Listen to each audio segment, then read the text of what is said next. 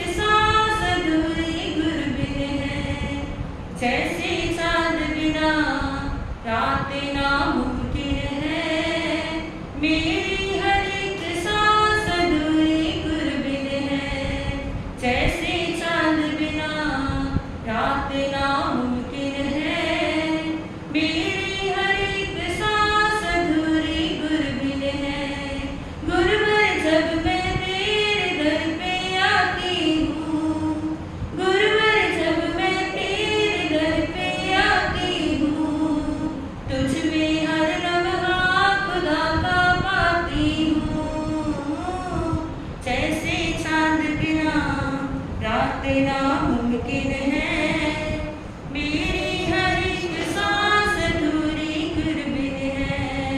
जैसे चांद बिना रात नामुमकिन है, मेरी हर एक सांस अधूरी गुरबिन है। श्रवण संघीय महामंत्री पूज्य गुरुदेव श्री सौभाग्य मुनि जी महाराज साहब, योग पुरुष उपाध्याय भगवान श्री प्रवीण ऋषि जी महाराज साहब, माम जीवन निर्मात्री शमनी शौमनी सदगुरुवर्या डॉक्टर श्री रवि रश्मि जी महाराज साहब के पावन जन्म कमलों में वंदन नमस्कार करने के पश्चात उपस्थित भव्य आत्माओं, आज प्रारंभ कर रही हूँ आपके सामने स्वस्थ सप्ताह। हमारे शरीर की निरोगता के लिए, हमारे स्वास्थ्य के लिए किस प्रकार की हमारी जीवन शैली होनी चाहिए जिससे हमें निरोगता की प्राप्ति हो। क्योंकि परमात्मा प्रभु महावीर कहते हैं कि धर्म के साधन जो है वे तुम्हारा ये शरीर भी है। मोक्ष जाने का साधन अगर तुम्हारे पास है तो वो तुम्हारा शरीर भी। जिनके पास ये मानव का शरीर नहीं है, उदारक शरीर नहीं है, वो मोक्ष नहीं जा सकता। ये उदारक मानव शरीर सिर्फ इंसान को ही मिला है, मानव को मिला है, इसलिए वही मोक्ष जा सकते हैं। और जिनके पास ये तन नहीं है वो मोक्ष जा भी नहीं सकते। तो कितना बड़ा साधन है आपके पास मुक्ति जाने का, मोक्ष जाने का, कर्मों को काटने का और सारे पापों को समाप्त कर लेने का, सुख को प्राप्त कर लेने का अगर कोई साधन आपके पास है तो वो साधन कौन सा है? आपका ये शरीर, नौका है जो शरीर जिसके माध्यम से भवसागर से तर जाते हो, इसके माध्यम से सेवा करके, तप करके, संयम का परिपालन करके भवसागर से तर जाते हो। लेकिन इस नौका में जब छेद हो जाता है तो वही जो नौका है वो डूबने का हेतु भी बन जाया करती है। रोगों का पैदा होना इस नौका में छेद करना है। स्वस्थता का आधार बनाना इस नौका को भवसागर से, इस नौका के माध्यम से पार चले जाना है। जितनी भी आपके जीवन में अगर तरक्की आती है ना, अगर शरीर स्वस्थ होगा तभी तरक्की कर पाओगे। इसलिए कहा गया है शरीर माध्यम खलु धर्म साधन। निश्चित ही शरीर जो है वो आपके लिए धर्म का, सुख का, आपकी तरक्की का साधन है। अगर शरीर स्वस्थ नहीं है, शरीर निरोग नहीं है तो आप कोई भी तरक्की नहीं कर सकते हो। शरीर ही रोगी हो जाता है जिनका बचपन में उन बच्चों की पढ़ाई और कैरियर सब पानी में पड़ जाता है। निरोग शरीर ही आधार बनता है उनके कैरियर के डेवलपमेंट का, निरोग शरीर ही आधार बनता है उनकी अच्छी एजुकेशन का, निरोग शरीर ही आधार बनता है उनका कोई अच्छे बिजनेसमैन बनेगा, अच्छे कर्मशील बनेगा। अगर कोई आधार बनता है तो वो निरोग शरीर ही बना करता है। निरोग शरीर जो है वो धर्म का पहला साधन। रोग जो है वो उसमें बहुत बड़े विरोध है, क्योंकि जो रोग है वो व्यक्ति के सारे सुख को समाप्त कर देते हैं। इसलिए कहा है पहला सुख निरोगी काया, पहला सुख निरोगी काया सबसे बड़ा सुख है। क्योंकि अगर यही सुख आपके पास नहीं है तो ना धन के सुख का उपभोग कर सकते हो, ना परिवार के सुख का, सारे सुख उसको अच्छे नहीं लगते जिसका शरीर निरोगी नहीं है। रोगी व्यक्ति से पूछो इतने अरबों खरबों हैं, क्या मतलब? जब सारा दिन हाय हाय कैंसर की पीड़ा चल रही है, क्या सुख उसको परिवार का, क्या सुख उसको संपत्ति का, क्या सुख उसको उस महल में पड़ेगा, महल बनाएगा, क्या सुख उसको? सारे सुख उसके पानी में है जिसका शरीर निरोग नहीं है। इसलिए पहले सुख आपके जीवन में अगर कोई सुख का हेतु है तो वो आपकी काया का निरोग होना बहुत जरूरी है। इस काया के ऊपर ध्यान देना। एक बार किसी संत से एक व्यक्ति ने पूछा कि प्रभु राज्य का ज्यादा महत्व है या धन का ज्यादा महत्व है? वो संत ने कहा कि राज्य और धन का उतना महत्व नहीं, सबसे ज्यादा महत्व तुम्हारे जीवन में अगर है तो तुम्हारी निरोगी काया का है, निरोगता का है। उसने कहा प्रभु वो कैसे? हमने तो यही सुना है, धन कमाओ, धन के पीछे शरीर जाता है तो जाए, वो तो फिर भी ठीक कर लेंगे। शरीर पे ध्यान कम देते हैं, पैसे के पीछे दौड़ रहे हैं। कई लोग तो इतने पैसे के पीछे दौड़ते, इतने कंजूस होते हैं कि इस शरीर के लिए भी कुछ खर्च नहीं पाते हैं, अच्छे से खा पी नहीं पाते हैं, पैसा ही उनके लिए प्रमुख है। तो उन्होंने भी कहा कि ये कैसे, राज्य से बड़ा आप कहते हैं कि शरीर का निरोगी होना है। उस संत ने कहा कि शरीर निरोगी होगा तभी तो राज्य कर पाएगा। अगर शरीर ही रोगों से भरा है तो राज्य का संचालन भी नहीं कर पाएगा। इसलिए राज्य से भी, धन दौलत से भी बड़ा महत्व अगर किसी चीज का है तो वो तुम्हारी निरोगी काया का है। जिसका इतना बड़ा महत्व है, फिर उस निरोगी काया पे ध्यान क्यों नहीं देते हैं हम? फिर उसको रोगों का घर कैसे बना लेते हैं? निश्चित ही आज भी बहुत लोग हैं जो 100 साल की उम्र तक भी बिल्कुल निरोग जीवन जी रहे हैं, और वो भी लोग हैं जो 30 साल की उम्र में हजारों रोगों को आमंत्रित कर देते हैं। निश्चित ही उनकी जीवन शैली में अंतर हुआ करता है। आपकी जीवन शैली, आपका खाना पीना और आपकी पूरी दिनचर्या इस बात के ऊपर डिपेंड होती है कि आपने शरीर को रोगी बनाना है या निरोगी बनाना है। जिन रोगों को तुम पैदा करते हो उसको भगवान के ऊपर मत डालो कि भगवान ने मुझे बीमारी दे दी, भगवान ने मेरे को कटिया कर दिया। अरे भगवान की तुम्हारे साथ क्या दुश्मनी है जो तुम्हें दुख देगा, तुम्हारी कटिया देगी? अपनी गलतियां खुद स्वीकार करो ना। तुम्हारी अपनी जीवन शैली ऐसी है जिससे तुमने रोगों को क्या किया है, पैदा किया है। इस प्रकार आपके शरीर का निर्माण किससे होता है? किससे बना है आपका शरीर? भोजन से। भोजन से जिस समय माँ के गर्भ में आता है जी, सबसे पहले वो आहार करता है, भोजन लेता है।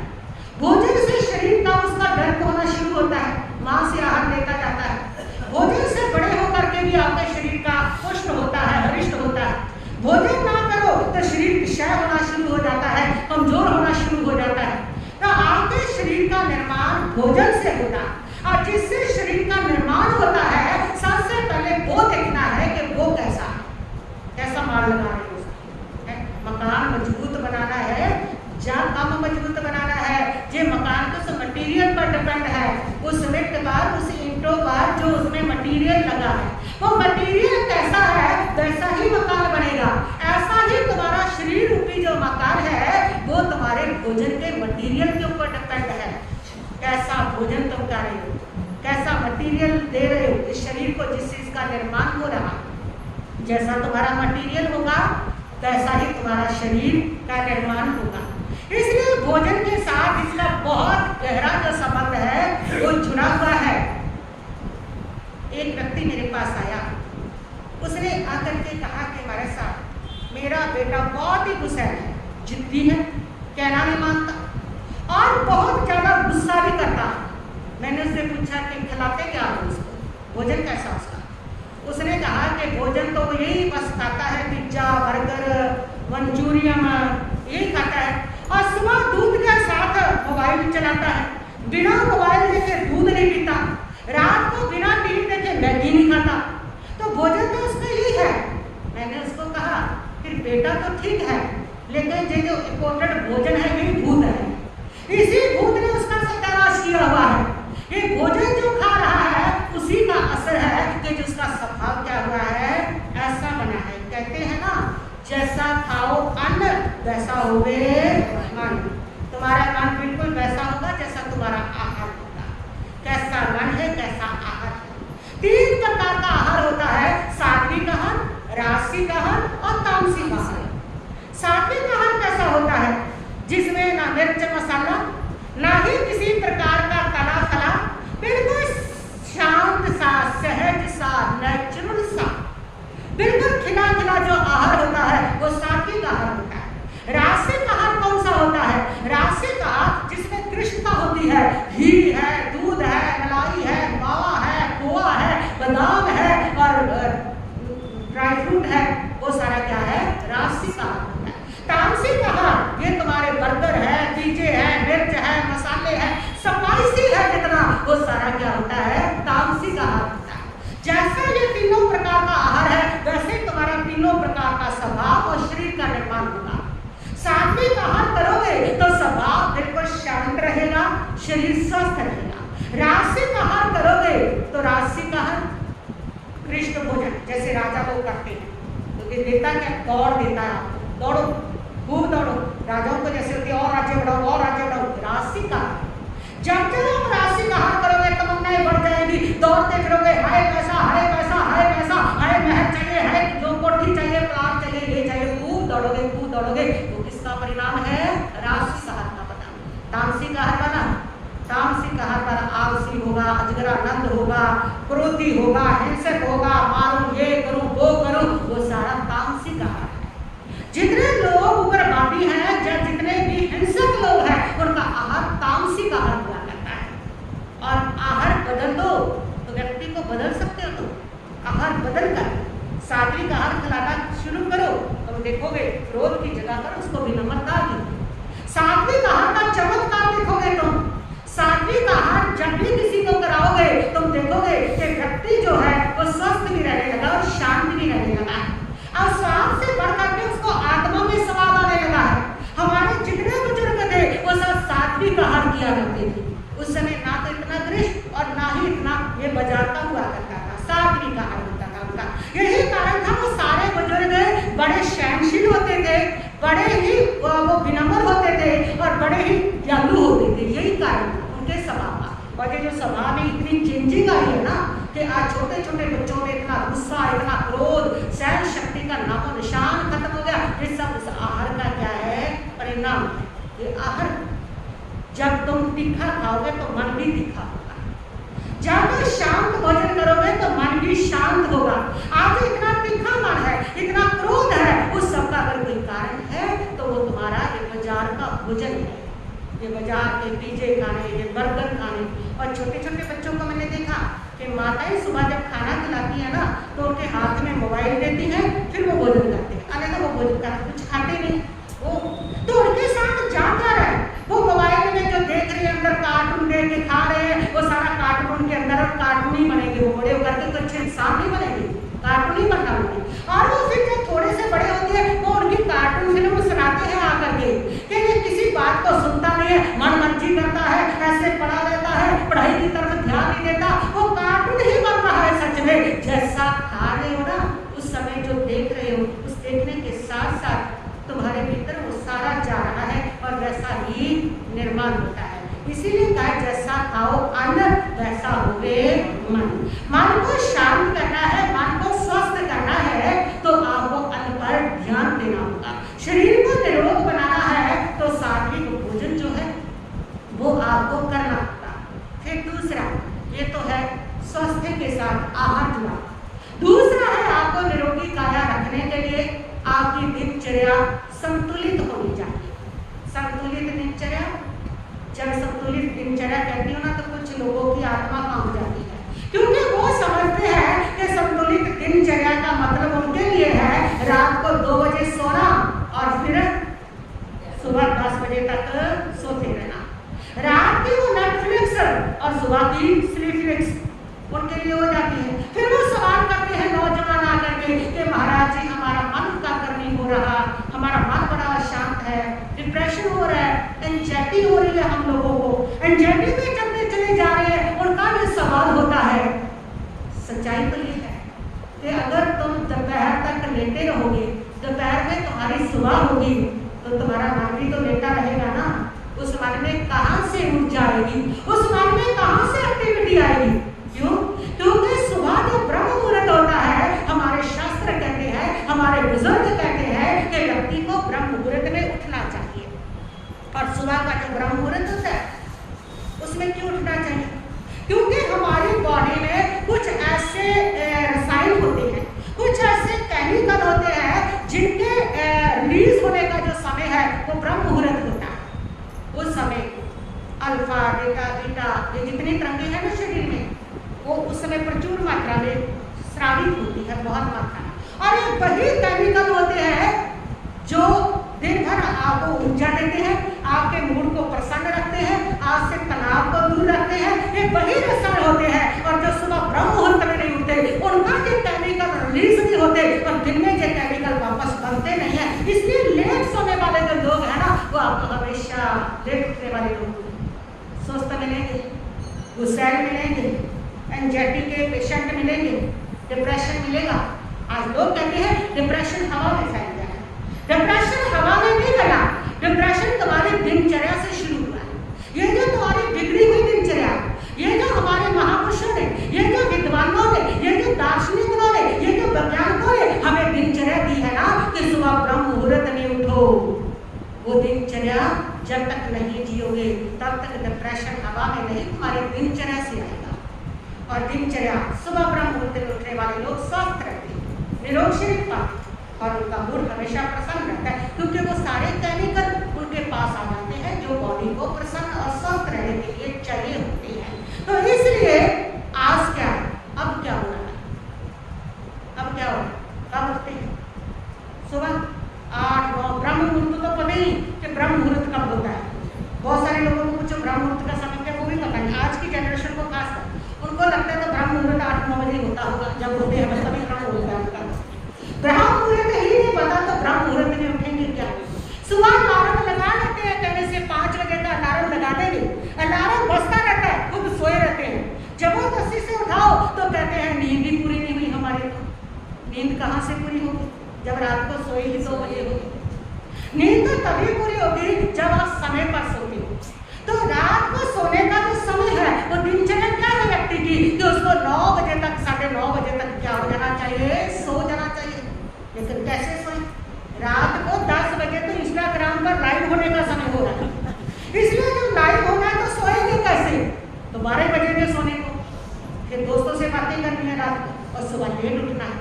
सारी दिनचर्या बिगड़ी, उसके कारण आपका स्वभाव बिगड़ा, आपका मन बिगड़ा, आपका लोक बिगड़ा, आपकी आत्मा बिगड़ी। सारा जो है वो पूरा जो स्वास्थ्य है वो अगर पानी ले गया तो आपकी दिनचर्या के कारण। जब तक आप संतुलित दिनचर्या नहीं जियोगे ना तब तक आपका शरीर निरोगी नहीं हो सकता है। संतुलित दिनचर्या सुबह उठते ही करना क्या है? संतुलित दिनचर्या में सुबह उठ करके सबसे पहले भगवान का नाम स्मरण करो और वो नाम दिन भर में आपको ऐसे लगेगा कि जैसे दिन भर आप आनंदित हो, परमात्मा से जुड़े हुए। देखो सुबह उठते करते क्या? सुबह उठते सबसे पहले मोबाइल के दर्शन करते हैं और फिर उसमें व्हाट्सएप खोलते हैं कि क्या आया क्या नहीं आया, कौन सा मैसेज है। तो जब आप उसके साथ जुड़े हुए हो, जो दिनचर्या इतनी बिगड़ी हुई है कि जो सुबह करना चाहिए वो करना ही नहीं है, तो कहाँ से आपके जीवन में संतुलन बैठेगा, कहाँ से शांति आएगी? फिर उसके बाद दिनचर्या है आपकी कि सुबह आप उठ करके नवकार से आते ही सूर्य उदय को जब 45 मिनट हो गई है, घंटे के बाद अपना ब्रेकफास्ट करो। और ब्रेकफास्ट आजकल तो ब्रेकफास्ट को कैंसिल करके ब्रंच बना लिया है कि सुबह ब्रेकफास्ट का पता ही नहीं, कभी कभार होता है, कभी कभी नहीं भी होता है, ब्रंच बना लिया है। और जो लंच था उस लंच को रात को लॉन्च कर दिया है, 3 बजे कर दिया। तो इस प्रकार सारी दिनचर्या आपकी क्या हो गई है, बिगड़ गई है। तो सुबह ब्रेकफास्ट और फिर दोपहर को आप 12 बजे जो भोजन है वो करना होता है। और शाम को सूर्यास्त से पहले खाओ। जो सूर्यास्त के बाद खाते हैं वो सारा भोजन आपके शरीर को रोग्य देता है और वो सारा भोजन आपके मन को आनंद से भरता है। क्यों? क्योंकि आपके शरीर की जो जठर अग्नि है ना, जो भोजन पचाने की मशीन है, उसको तेजस कार्बन भी कहते हैं, उसी से भोजन पचता है। वो जो मशीन है आयुर्वेद कहता है उसका संबंध सूर्य के साथ है। जब सूर्य उदय होता है तो आपको भूख लगनी शुरू होती है, पूरी तेजी में आता है, इसलिए दोपहर को पूरी भूख लगती है। और जब वो ढलने लगता है तो आपकी जठर अग्नि की मंद होनी शुरू हो जाती है। रात को जब वो चला जाता है तो आपकी जठर अग्नि बिल्कुल बंद हो जाती है। ऐसे समय में आप जो भोजन खाते हो ना, वो भोजन रात का खाया हुआ आपका डाइजेस्ट नहीं होता, वो काफी लंबे समय तक पेट में बड़ा बड़ा सड़ता रहता है। उसके सलाम से आपके शरीर में फिर टॉक्सिन बनते हैं और वो टॉक्सिन आपके जोड़ों में जाकर के आपको गैस, जोड़ों का दर्द और तकलीफ इस प्रकार को पैदा करता है। इसलिए जो भोजन है वो रात्रि भोजन नहीं, दिन के समय में खाना चाहिए, वही आपको स्वस्थ आएगा। और फिर भोजन जो है रात्रि के समय परमात्मा महावीर ने भी बना दिया है। क्यों? उसका एक और भी कारण है कि सूर्य की रोशनी में आप जो भोजन करते हो ना, तो सूर्य की रोशनी में इतनी सारे उसके अंदर ऊर्जा होती है कि बहुत सारे कीटाणु वायरस पनपते ही नहीं है। बिल्कुल स्वस्थ वातावरण होता है सूर्य की रोशनी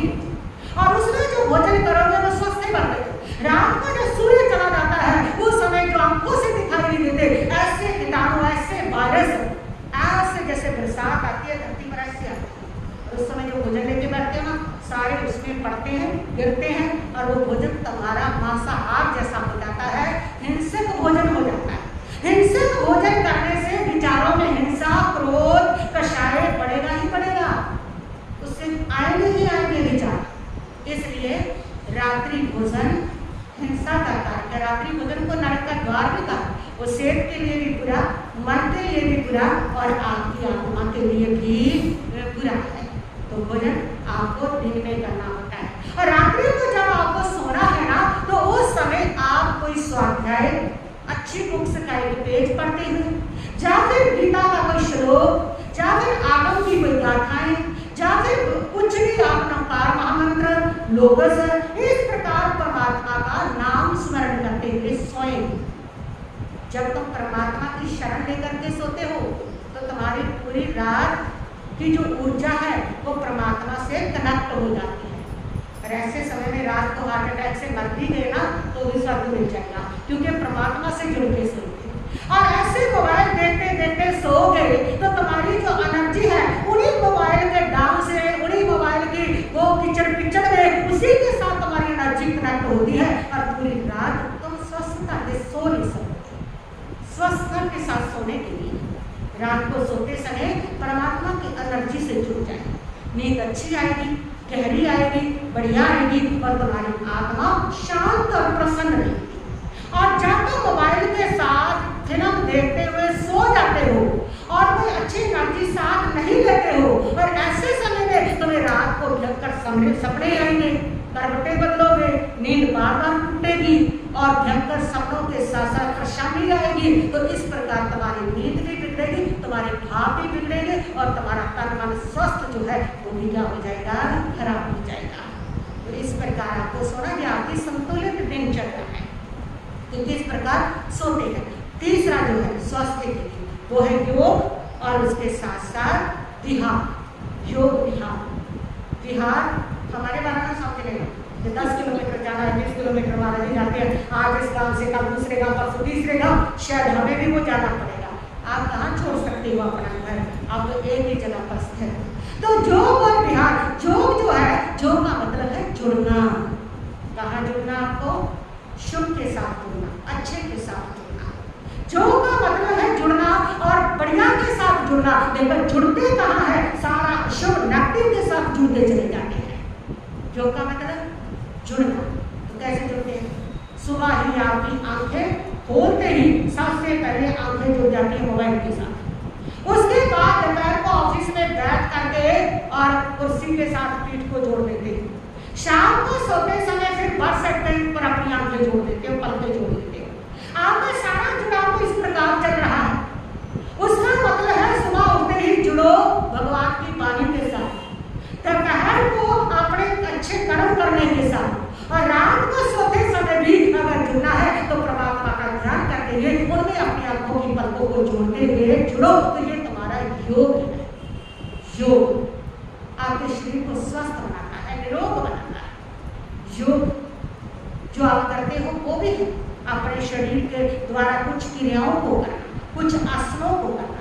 उसके करने से होता क्या है, जब आपको योग करते हो तो आपके शरीर के अंदर स्फूर्ति आती है और आपका शरीर उससे लचकीला बनता है, और जब शरीर लचकीला है तो उससे मन भी शांत होता है।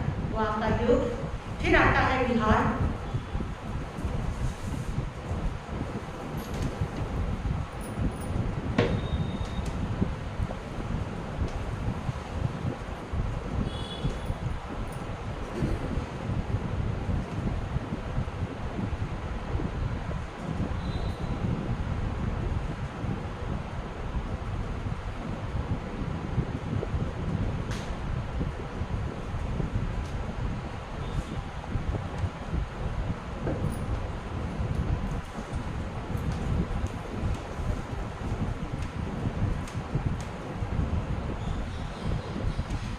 योग के बाद फिर है विहार। विहार का मतलब है घूमना फिरना, चलना। वो आज सबसे कम। आज सुबह पहले से उठते हो, बाथरूम जाते हो और बाथरूम से उठकर अपने सोफे पर बैठ जाते हो, बस इतना ही विहार है। विहार का मतलब होता है चलना फिरना घूमना। एक व्यक्ति मुझे कहता है कि महाराज साहब मैं तो काफ़ी अच्छा ध्यान करता हूँ, संडे को कर लेता हूँ चलना फिरना घूमना। कहाँ जाते हो? कहता मैं जाता हूँ मॉल में, वहाँ गोलगप्पे खा कर आता हूँ। अब ये कौन सा भ्रमण हुआ? ये भ्रमण नहीं बल्कि बीमारी है। अगर चल फिर भी रहे हो तो किसके लिए चल रहे हो? किसके लिए? गोलगप्पे खाने के लिए, पिज्जा खाए, ये खाए, वो कौन सी तुम्हारी सैर है? सैर करने के लिए उस बात चलते हैं क्योंकि सैर के फायदे पड़ दिए हैं उसे, कितने सैर के फायदे हैं, तो वो फायदा लेने के लिए चलते हैं। और करते क्या है? आधा 2 किलोमीटर जा करके वहां जा करके किसी दोस्त से मिल करके और वहां कुर्सी पे उस पर बैठ करके बातें मार करके आ जाते हैं। ये कोई सैर नहीं है, ये आपकी टॉकिंग करके आई हूँ। सैर कैसे करनी है? सैर के परिणाम इसीलिए नहीं आते। सैर को तुम मौत करते हो लेकिन कोई परिणाम नहीं है उसका। जहाँ आप सही सैर करोगे ना तो उससे होगा क्या? आपके शरीर में ब्लड सर्कुलेशन बढ़ेगा और ब्लड सर्कुलेशन जब अच्छा हो गया आपके शरीर में कोई भी रोग नहीं आ पाएगा। सारे रोगों की जड़ अगर कोई है तो ब्लड सर्कुलेशन का सही ना होना। और जब ब्लड सर्कुलेशन सही होता है तो कोई रोग पनपता नहीं, 100 साल की उम्र तक व्यक्ति में रोग रह सकता है। और ब्लड सर्कुलेशन जब भी सही होगा तो वो होगा आपकी सैर से। लेकिन सैर करने का तरीका आना चाहिए। कैसा तरीका बताया परमात्मा ने? तुम सैर करते हो सिर के ऊपर 100 बोझ लेकर के, सुबह चले हो, उठे हो, आलसी मन से करनी पड़ेगी सैर। करे क्या? डॉक्टर ने बता दी है, बड़ी मजबूरी है, बड़ी मुश्किल है। फिर चलते चलते 100 बोझ लेकर के जैसे तैसे चलते, वहाँ रास्ते में कोई मिल गया उससे बातें करते चले जाते। लेकिन परमात्मा ने इसको ईर्ष्या समिति कहा है। ईर्ष्या समिति का आपका चलना कैसा है? जिस समय तुम सैर करने जा रहे हो ना उस समय पूरी सजगता के साथ, पूरे होश के साथ, पूरी शांति के साथ आपको चलना है। ऐसे नहीं चलना कि चल इधर गए हो, सैर करने गए हो, इधर फिल्म का लगा पोस्टर देख रहे हो, उधर किसी को चलते हुए देख रहे हो, तो वो सारा तुम्हारे भीतर आ रहा है। उस आंखों से हम वो सारा ग्रहण करते हैं जो हमारे भीतर शरीर में भी जाता है, हमारी आत्मा में भी जाता है, वो आंखों से हम ग्रहण करते हैं।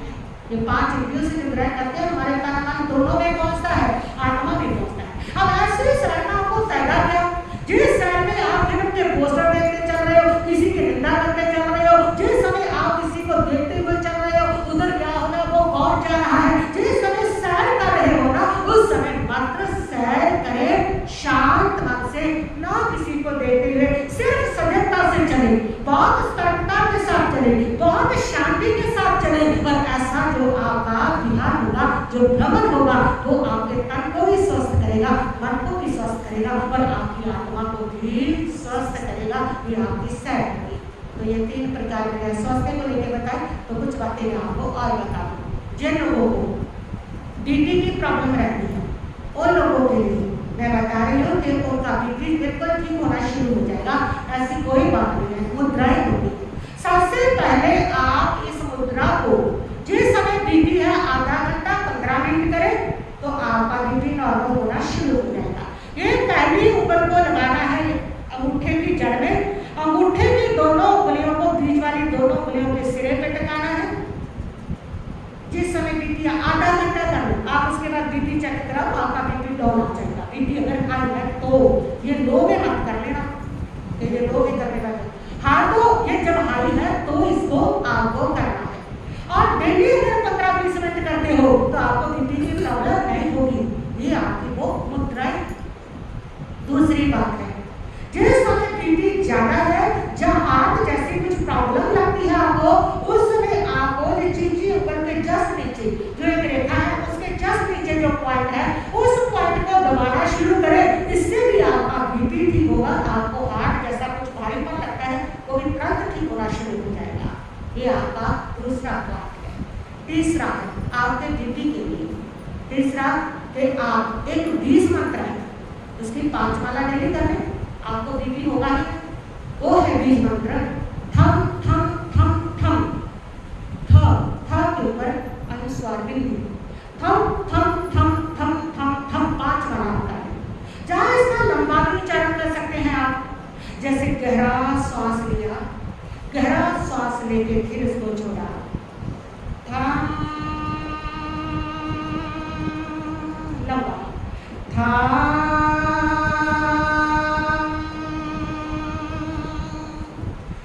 थम प्रकार इसको लंबा भी निकाल सकते हैं, नहीं तो 5 वाला थम थम थम थम थम थम थम, तो इससे आपका बीपी ठीक होगा। घरेलू नुस्खा का बताइए, सुबह खाली पेट 2 आंवलों का रस, उसमें आपको भुनी हुई अजवाइन का आधा चम्मच पौना चम्मच वो उसमें पाउडर बना के उसमें घोल करके सुबह अगर आप खाली पेट पीते हैं और कुछ दिन लगातार आप पीते हैं, आपका बीपी बिल्कुल ठीक हो जाएगा। और बीपी का जो संबंध है वो आपके मंगल ग्रह से, सूर्य से और राहु से होता है।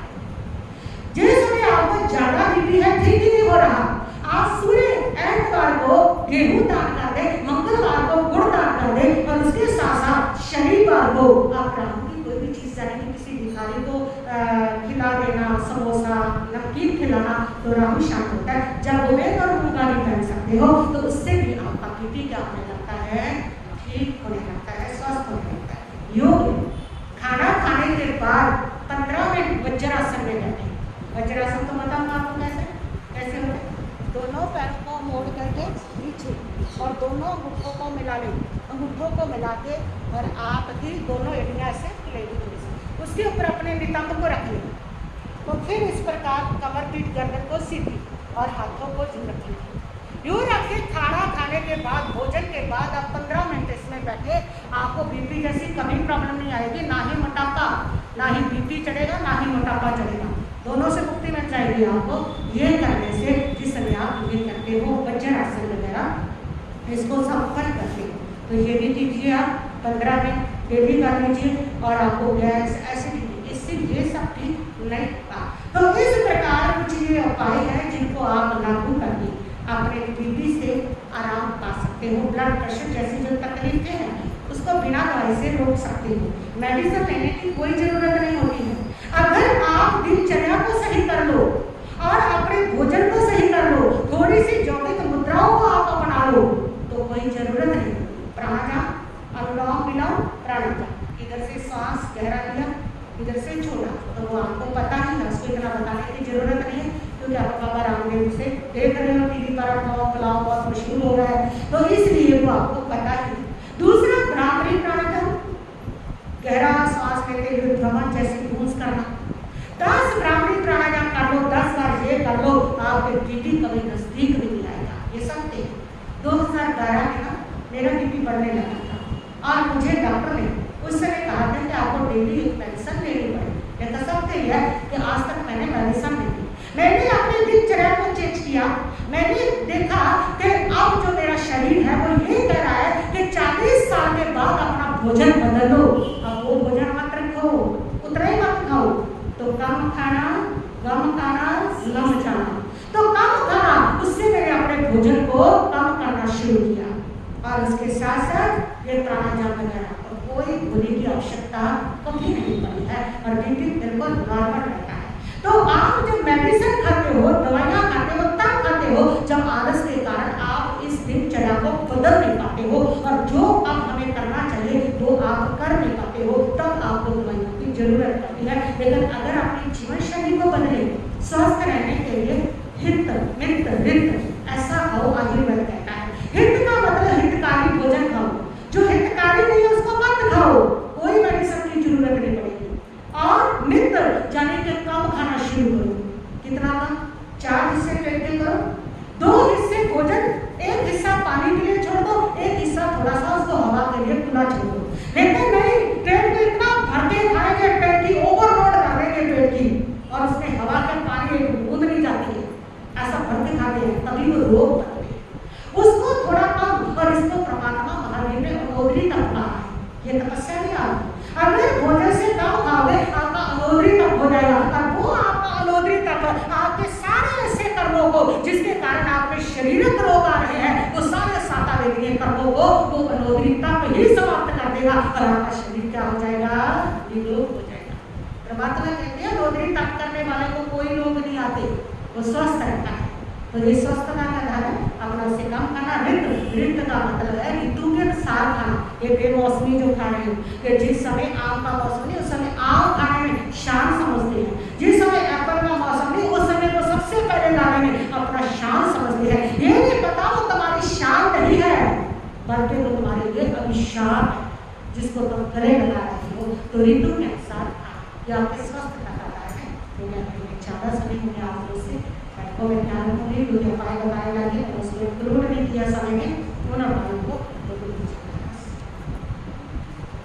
कल ड्यूटी लगाई थी मैंने बब्बल भैया की, कितने लोगों को, 7 लोगों को प्रेरणा देके लाए हैं बब्बल भैया। बहुत बहुत धन्यवाद है जिन्होंने इतने सुंदर रूप में धर्म तलाली की है। बहुत मुश्किल होती है धर्म तलाली करने की, उसमें मेहनत लगती है, प्रसारक लगता है, समय लगता है, लेकिन ये धर्म तलाली जो है ना, आपके मार्ग को प्रशस्त कर देती है। आपके अंधेरे भरे हुए रास्तों में दीपक बन करके उनको रोशन कर देती है। इन्होंने अपने टारगेट से बढ़ के काम किया, आपके जीवन के सभी टारगेट भी पूरे हो और ये धर्म तलाली आपके जीवन में सुख बन करके बरसेगी। ये ऐसा परमात्मा से मेरी प्रार्थना भी है। और उसके साथ साथ सभी लोगों की लगाई थी मैंने, इन्होंने कितना काम किया है?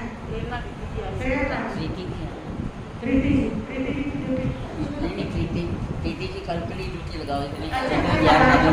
हाँ, जब तक नाम से ना लगाओ तब तक काम करते भी नहीं हो, तो समझा काम हो जाता है। और हमारे लोगों की आदत है कि जो समझा काम है उसमें वो कर लेगा, वो कर लेगा, वो कर लेगा, तो डाल देंगे। तो कल भी ड्यूटी है प्रीति जी, कहता मैं 5 लोगों को प्रेरणा देंगे, लगानी करेंगे। और दूसरी ड्यूटी है बता दी आपकी, बता दो क्या नाम? सावित्री, माता सावित्री जी, उनकी ड्यूटी है अपने सर्कल में ज़्यादा से ज़्यादा संख्या में लोगों को कहकर गर्म तैयारी करेंगे। और भाइयों शक्ति भाई की ड्यूटी है अपने सर्कल में 5 लोगों को प्रेरणा देंगे, गर्म तैयारी करेंगे। और एक प्रकार के भागी बंदर वाले हैं, एक प्रकार जी बैठे हैं भागी बंदर वाले, बहुत ही श्रद्धालु हैं, प्रतिदिन प्रवचन के सुनने वाले हमारे पक्के श्रोता हैं। तो उनकी ड्यूटी कल वो धर्म तैयारी भी करेंगे। गुरु आरती। ओम जय गुरनी मैया, श्री हेमत कुमार मैया, चरण शरण में आए, पार करो नैया। ओम जय गुरनी मैया, रामा बंदी नगरी, आपने जन्म लिया, पिता गुरुमुख जय कौर को धन्य धन्य किया। ओम जय गुरनी मैया, माघ सुदी पूर्णिमा, सिर सागी शाही, मोहन कुंवर गुरनी ने कृपा पूरन की। ओम जय गुरनी मैया, जब से संयम धारा, सहज ही सब कुछ था, सहज सेवा समर्पण, सहज ही नम्रता। ओम जय गुरनी मैया, दीर्घ तपस्या करके निरजित कर्म किए, अमृत किस बरसा कर रूप गुरु दर्श दिए। ओम जय गुरनी मैया, लुधियाना में आपने किया संधारा, जिन शासन चमकाया, जीवन संवारा। ओम जय गुरनी मैया, जो भी दर पे आया, पूरी हुई आशा, तब दर्शन की भैया, मुझको भी अभिलाषा। ओम जय गुरनी मैया, श्रद्धामयी भावों से आरती जो गावे, रवि रश्मि करनी से वांछित फल पावे। ओम जय गुरनी मैया, बोले चिंतामणि पार्श्वनाथ भगवान की, श्रवण भगवान महावीर स्वामी की, चमत्कारी महापदेशी रूपचंद जी महाराज की, सभी आचार्य भगवंतों की, श्रमण संघ महामंत्री पूज्य गुरुदेव सौभाग्यवती जी महाराज की, श्रमणी श्रेष्ठ महान स्वामी श्री मोहन कंवर जी महाराज की, तपाचार्य गुरु माता श्री हेमकुंवर जी महाराज की, विश्व के सभी महान पुरुषों की। आज के लिए आप लोगों का नियम, खाने पीने की किसी भी वस्तु में से जूठा ना छोड़ें। शहद मक्खन का त्याग कर सकते हैं, ये दोनों में से एक चीज़ का त्याग कर सकते हैं। उसके साथ साथ आज आप जो है वह मशरूम नहीं खाएंगे, मशरूम होती है वो नहीं खाएंगे। माल्टे का त्याग कर सकते हैं, मौसमी का त्याग कर सकते हैं। जिसने जो भी नियम लेना है ले सकते हैं। और योग चैतानि मंगलम हरिहंता मंगलम सामंगलम सामंगलम केली नतम मंगलम तारगुत्मारि हंतागुत्मा सागुत्मा सागुत्मा केली नतम मंगलम चैतानि शरण पज्जामि हंते शरण पज्जामि सिद्धि शरण पज्जामि साउ शरण पज्जामि केली नतम शरण पज्जामि चार शरणे दुख हरने मंगल करने और न शरणा कोई होगा। जो भक्तानि करे आचरण उसका सदा ही मंगल।